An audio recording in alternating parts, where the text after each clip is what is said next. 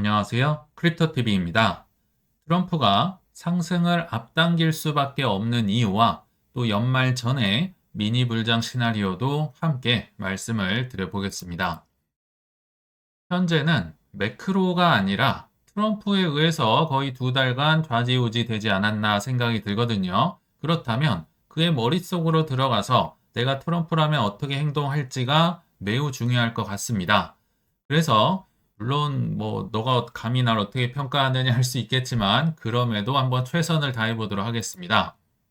일단 내가 트럼프라면 이번 주가 너무나도 중요하겠죠. 왜냐하면 이 관세 전쟁을 끝낼 이제 4월 2일 데드라인을 앞두고 있기 때문입니다. 그래서 아마도 뭐 국가별로 협상을 진행하고 뭐 주거니 받거니 하면서 투닥투닥 하면서 보내지 않을까 생각이 드는데요. 좋게 얘기하면 4월 2일 전까지가 뭐 할인 기간이다. 그 전까지는 이제 투닥투닥 하다가 결국은 4월 2일 가서 불확실성이 제거가 되는 거잖아요. 막연한 공포가 아니라 이제 하나씩 하나씩 정해지면서 그래서 4월 2일 이후로는 좀 더 긍정적인 뉴스들이 나오지 않을까 예전에 한번 말씀을 드렸던 것 같아요.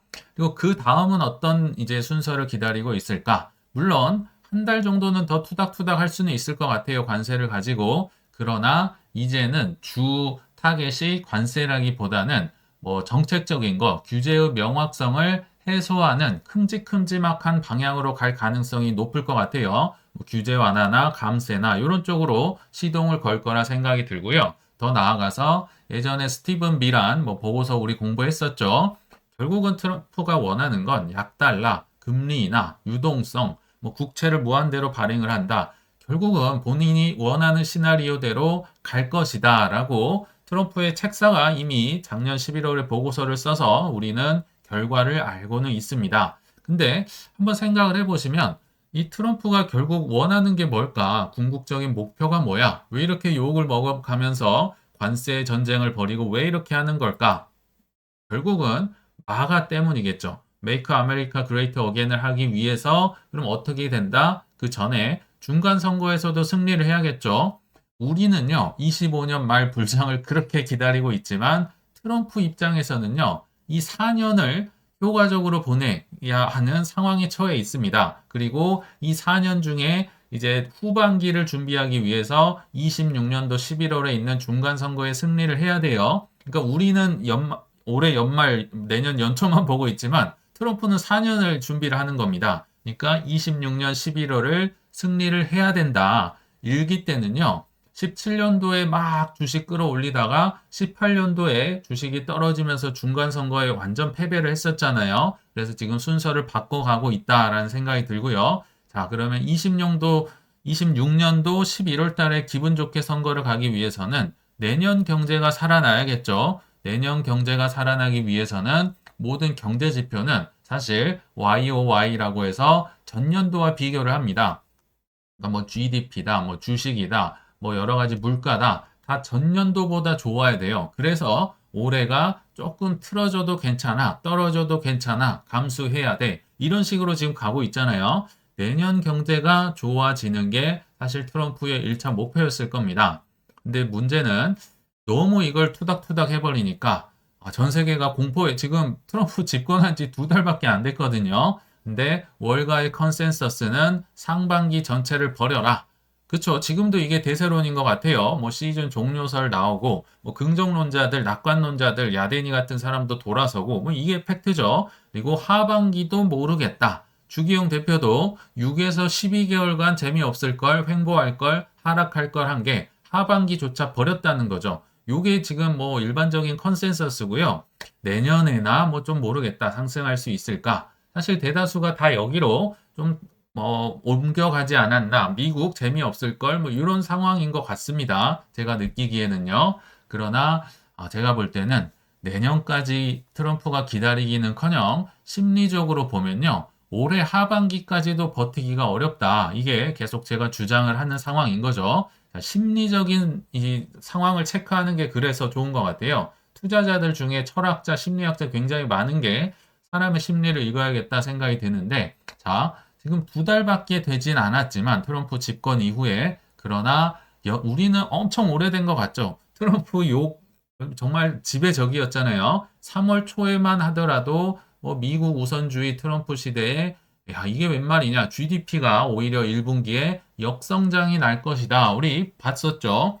애틀랜타 연은에서 올해 1분기 GDP가 무려 마이너스 2.8%까지 갈 것이다. 지금 플러스 뭐 4%, 3%뭐 이렇게 나가고 있었는데 뒤로 역성장이다. 그리고 참고로 2분기 연속 마이너스 GDP 나오면요. 그냥 기술적으로 그건 경기 침체라고 합니다. 명확한 침체인 거예요. 뭐 본인들은 아니라고 할 수 있겠지만 이런 뉴스가 2달간 쏟아지고 있습니다.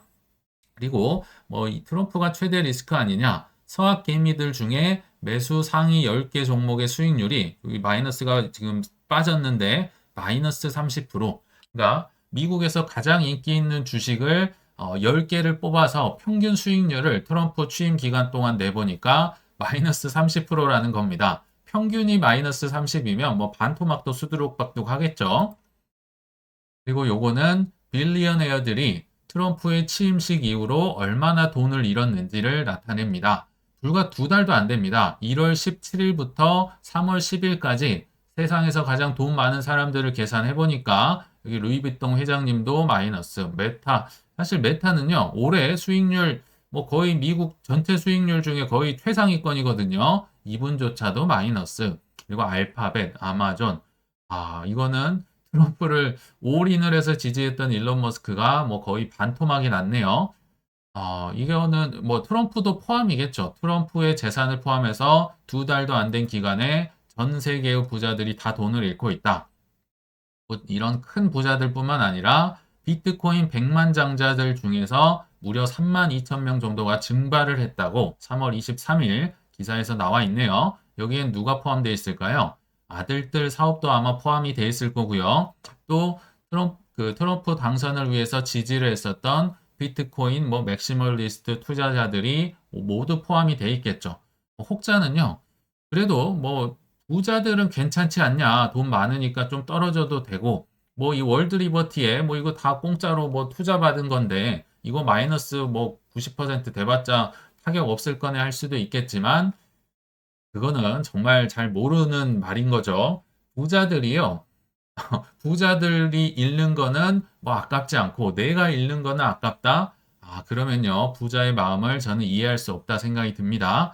아무튼 아들들 사업을 망치고 싶은 아버지가 있을까요? 아무리 트럼프가 뭐 자기 마음대로 하지만 그렇지는 않을 겁니다. 그리고 본인을 뽑아준 모든 지지자들이 지금 곡소리가 나고 있잖아요. 일론 머스크도 그렇고 백만장자들도 그렇고 아마도 적당히 하셔라 하지 않을까 압박을 매우 받는다는 거죠.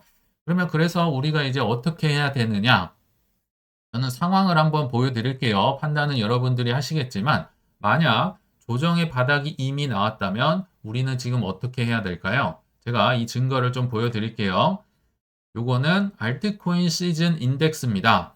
이 노란색이 비트코인 가격이고요. 파란색이 알트코인 시즌이 왔냐 안 왔냐. 요게 파란색이 위에 있을수록 알트코인이 즐거운 거고요. 아래에 있을수록 바닥인데 자 최근 아마 이게 3월 달에 바닥을 찍었는데 얼마나 밑으로 내려갔냐면요. 여기가 0입니다. 0. 0에 닿았어요. 0에 닿았다. 언제보다 심하냐면요. 22년 말 23년 초 FTX 터지고 그때의 알트코인 시즌 인덱스보다도 최근이 더 낮다라고 하네요. 어마무시하게 지금 떨어져 있다는 거죠. 저는 그래서 비트코인, 이더리움도 굉장히 좋아하고 조금씩 샀지만 알트코인도 더 집중해서 샀던 것 같습니다. 특히 뭐 미국 ETF 뭐 이렇게 앞두고 있는 코인이라든지 뭐 미국 코인들 위주로 좀 많이 뭐 AI 코인도 있고요. 살려고 노력을 했는데 그 이유가 뭐다? 바닥을 뚫고 내려갔습니다. 그래서 이건 기회가 너무 좋겠다 싶어서 좀 없지만 그래도 최대한 사려고 노력을 했었고요. 아마도 이 지수가 뭐 이렇게 쭉 올라가긴 쉽지 않아요. 여기 보시면 올라갔다 덜컹, 올라갔다 덜컹, 뭐 이렇게 올라가듯이 한 번에서 2번 정도는 덜컹덜컹 하겠지만 결국은 연말 연초 가서 굉장히 많이 올라갈 거라 전 생각이 듭니다. 이 지표는 이 경기 침체의 가능성을 나타내는데요. 결론만 얘기 드리면 경기 침체 가능성이 한때 정말 전 세계 구글 트렌드가 경기 침체 언제야? 많이 검색을 했었는데 그게 확 꺾였다. 지금은 침체가 이미 저는 지나갔다고 봅니다. 그거를 제가 하는 얘기가 아니라 여기 클리버랜드 뱅크 은행에서 그러니까 연준의 한 보드 멤버 중에 하나인데요. 일드 커브로 계산한 이제 경기 침체 가능성이 현격히 최근에 3월 달이거든요. 이게 중순쯤에 현격히 지금 떨어졌다라는 거죠. 일드 커브는요, 쉽게 말하면 미국 국채의 3개월짜리부터 30년물 금리를 죄다 연결을 해서 아마 그럼 이런 곡선이 나올 거거든요. 그 일드 커브를 가지고 경기 침체를 예상을 한다고 하는데 이미 뚝 떨어졌다. 이미 지나갔다는 거죠. 왜냐하면 뭐 시즌 종료 얘기 나오고 정말 낙관론자 다 돌아섰는데 그때가 저점이었다는 겁니다.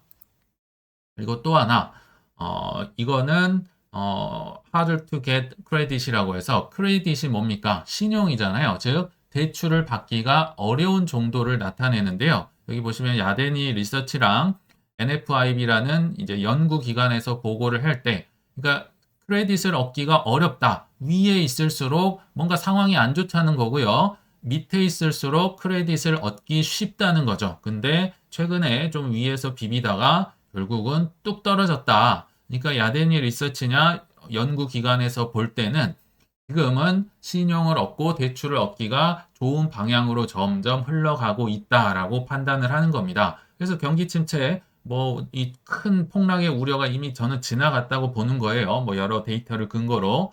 그리고 최근에 FOMC 회의도 있었지만 5월 달은 동결 가능성이 높거든요. 근데 6월 달을 보면 조금 다릅니다. 여기 보시면 25년 6월 18일에 FOMC 회의를 앞두고 있는데 이날 금리 인하 확률이 한 번 인하할 확률만 67%고요. 두 번 인하할 확률도 10.6%나 됩니다. 즉, 한 70, 한 8% 정도가 금리 인하할 거라는 거죠. 자, 6월에 금리 인하 확률이 이렇게 높습니다. 그러면 한번 생각을 해보시면 금리 인하 전이 기분이 좋습니까? 금리 인하 발표 후가 좋습니까? 예전에 배웠던 빼따 꼼뿔리에 의하면 후에는요, 별로 재미가 없을 거예요. 발표하는 날에는. 왜냐하면 이미 선반영이 됐으니까. 물론 이제 뒤에 더 금리 인하를 한다고 하면 이제 또 즐거울 수는 있겠지만 일반적으로는 6월 FOMC 회의 전이 훨씬 즐거울 가능성이 높다라고 제가 생각을 하는 겁니다. 그래서 뭐 정말 연말 불장 가기 전에도 한두 번 즐거울 수 있는 게 이런 이유가 있다.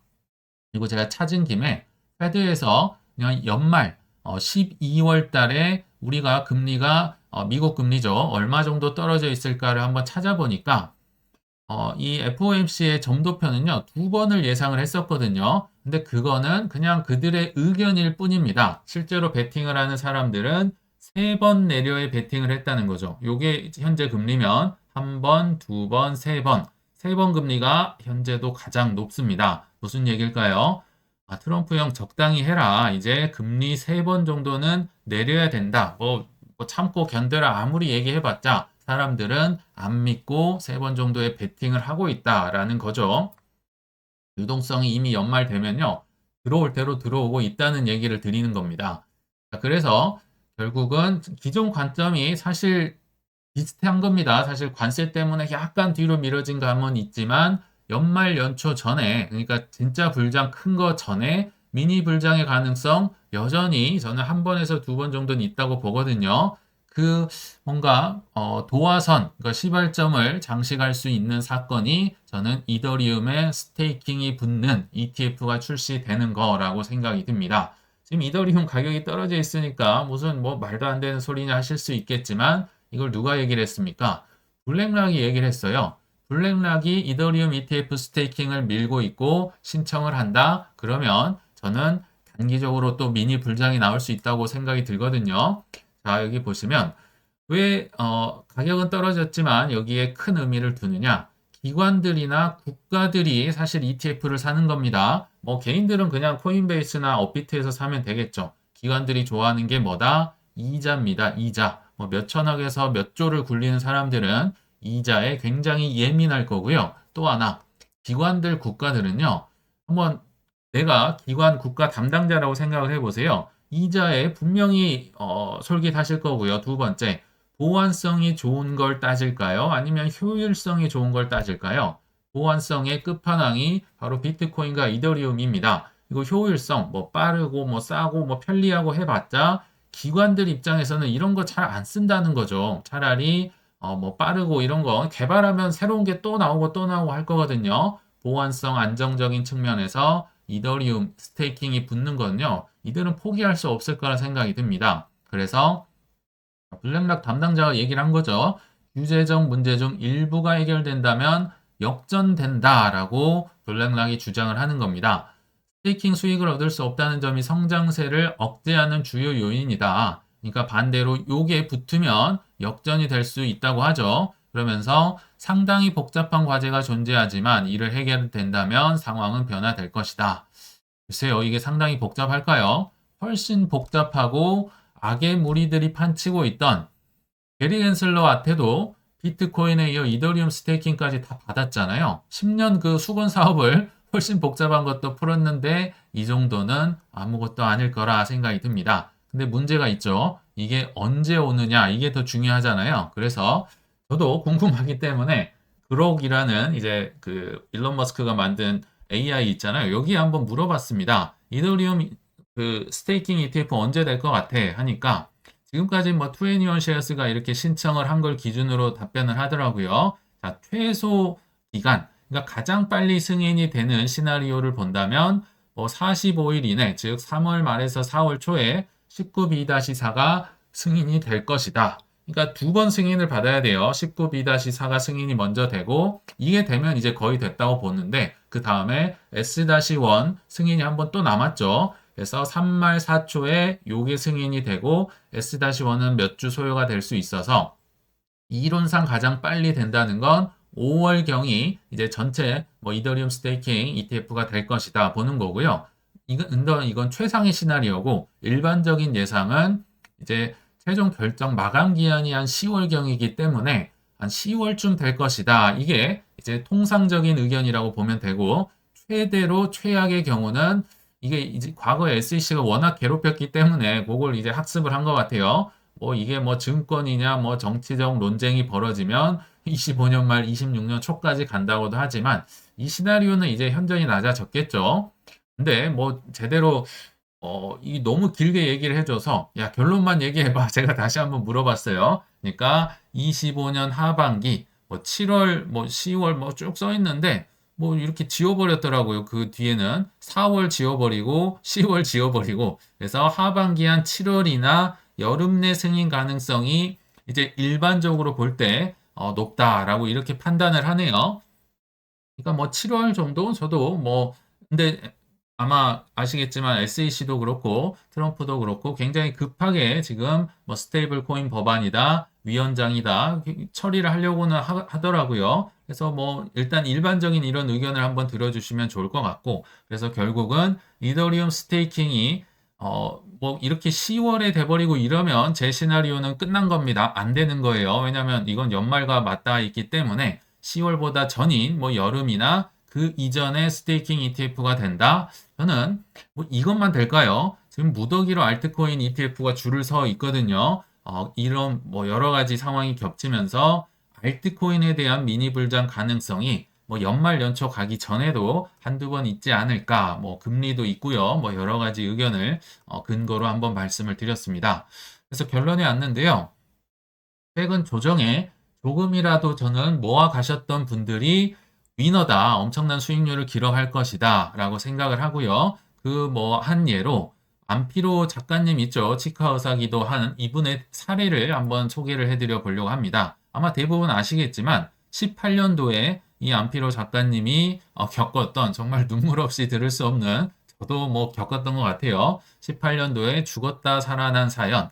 이분도 이더리움을 굉장히 좋아하시더라고요. 지금도 그렇고, 뭐 저도 좋아하는데, 아무튼, 뭐 결론부터 얘기 드리면, 한때 17년도에 240만 원까지 고점을 찍었었어요. 그러나 9만 원까지 갈 때까지 이제 물을 탔던, 야, 시가총액 2위짜리가 그것도 믿음이 충만했던 코인이 95%, 96% 가면요. 야, 정말 아찔합니다. 정말 크립토 겨울은 어마어마해요. 자, 여기 보시면 이분은 이제 200만 원대부터 좀 째려 보셨나 봅니다. 그래서 사야지 생각을 하셨는데 150만 원으로 떨어졌습니다. 야, 이거 너무 싸잖아. 수입 전부를 물을 타셨다고 해요. 그리고 100만 원 떨어지니까 뭐 일단 째려보던 가격에 또 반토막이 났네요. 바닥이지 수입 전부 물타기. 이분 뭐 치과 의사니까 우리들 수입보다 더 많이 뭐 타셨을 거라 생각이 들거든요. 자, 50만 원.